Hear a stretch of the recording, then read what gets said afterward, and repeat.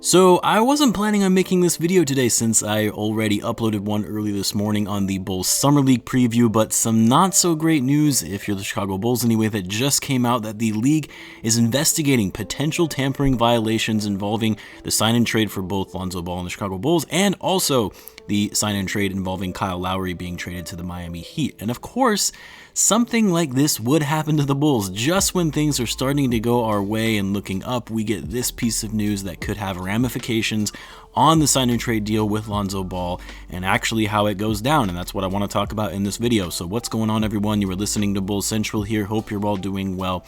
Now, I've seen a lot of Bulls fans, either in my comment section or on Twitter, freaking out that this means we're losing Lonzo Ball, that this deal isn't going to go through and we'll have to give back the trade entirely and we'll be getting back Satoransky, Garrett Temple, and the second round pick.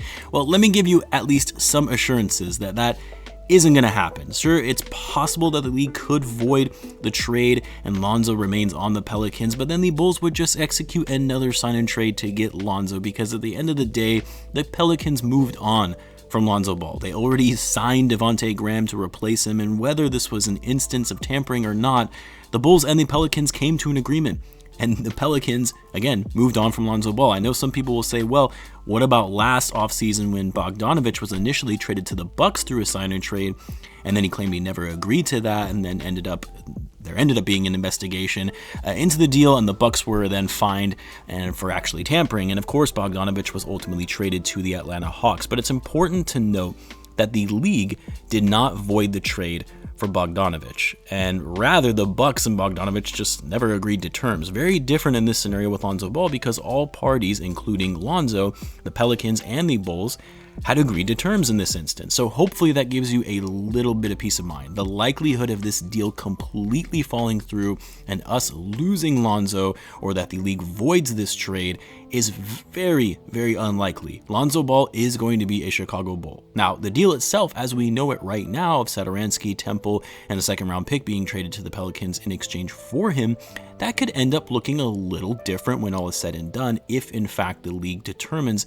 that there was tampering in this transaction. But Lonzo is not going to some other team. I just want to be very clear on that. Now, as for this whole investigation and the issue with tampering in the NBA and my stance on it, look, I even said this in a couple prior videos leading up to free agency, because you all see the rumors and reports come out that so-and-so player is planning to reach a deal with so-and-so team, and this is all before free agency opens, which technically the rule is you cannot start contacting or negotiating agreements with players before that period opens. But every year you always see reports of players where it's a foregone conclusion that they're signing with a particular team, and then the second free agency opens, it's announced that, just as suspected, the player and team have agreed to terms.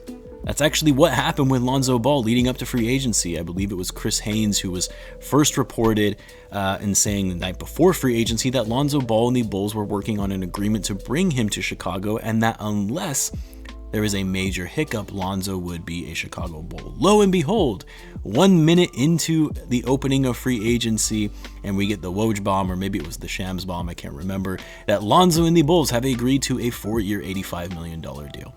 So my point here is, this is literally happening all the time. That's why it's become a joke when you have even guys like Woj and Shams saying that, NBA free agency officially, quote unquote, begins at 6 p.m. Eastern Standard Time, because we all know that the players are talking, teams are talking, and deals are going on behind the scenes. That's been going on for decades.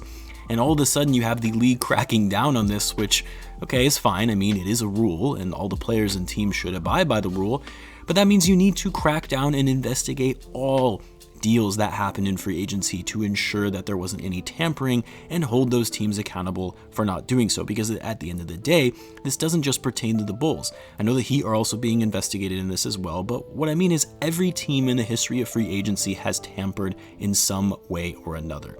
Now, could the Bulls front office handle this a little bit better to where it wasn't so obvious? Yeah, I mean, it's a little suspicious when you announce a finalized sign-in trade the moment free agency opens. Like, it's one thing to announce a straight free agency acquisition or signing right when things open, not involving a sign and trade. But when a sign and trade is being executed, you're talking about multiple parties involved in coming to an agreement with teams and agents that would necessitate negotiations needing to happen beforehand. Like, there is no way in 1 minute the Bulls called up David Griffin and said, hey, we want Lonzo Ball. How about Satoransky, Temple, and we'll give you a second round pick for him. And David Griffin said, great, let's make it official, call the league office. Like, no, I'm sure this actually involved days of negotiation like any trade would. So if the Bulls and Pelicans were smart, like if they had already come to an agreement in terms behind the scenes, just hold off on announcing the sign and trade at least a few hours, if not a day later, to make it look a little less suspicious. Because if they already agreed, what difference does it make at that point in making it public right away? The only thing I can possibly think of is that the Bulls front office wanted to announce the sign and trade as soon as possible so that the Pelicans don't get a better offer and back out of the agreement. But I don't know, I find that one hard to believe. Now, we don't know who exactly was at fault here, whether it was the Bulls front office, the Pelicans front office, or someone in Lonzo Ball's camp. That's what's being investigated right now, and it's very possible the Bulls weren't at fault in this scenario and won't be reprimanded as a result. And it's still possible that the league investigates this and finds that no wrongdoing happened and we move on like nothing ever happened, which I hope ends up being the case. That being said, if there was tampering in this sign and trade deal and the Bulls were found guilty of it, I can tell you this much, that the penalty the league will hand down will be much stiffer than what was handed down to the Bucks last season in the form of a second round pick that they took away from them and a fine, I believe it was. Because the league is going to want to make an example out of any team who tampers to really make a statement saying that they're not going to allow this anymore. And look what happens if we catch you doing this going forward.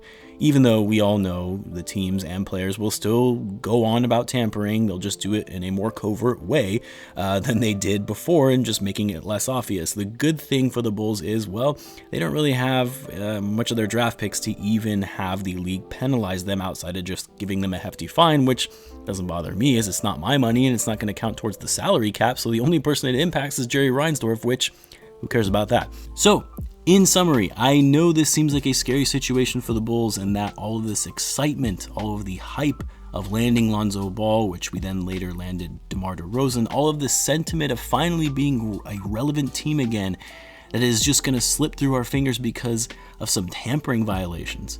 No, it's not. Should the Bulls be found guilty of tampering? Yeah, they're going to face some consequences for that and be reprimanded, whether it be in the form of giving up draft capital or fines. But they're not going to lose Lonzo Ball. They're not going to have to give up any other players as a result of this. We'll still have this main core intact. So we'll have to actually wait and see what comes from this investigation and whether there was any wrongdoing and what that will entail for the Bulls and being penalized for it. I'll obviously keep you guys posted as the news starts to come out. Until then, as always, be sure to subscribe if you're a Bulls fan, as I do post daily Bulls content. Thanks again for tuning in, guys, and I will catch you in the next one.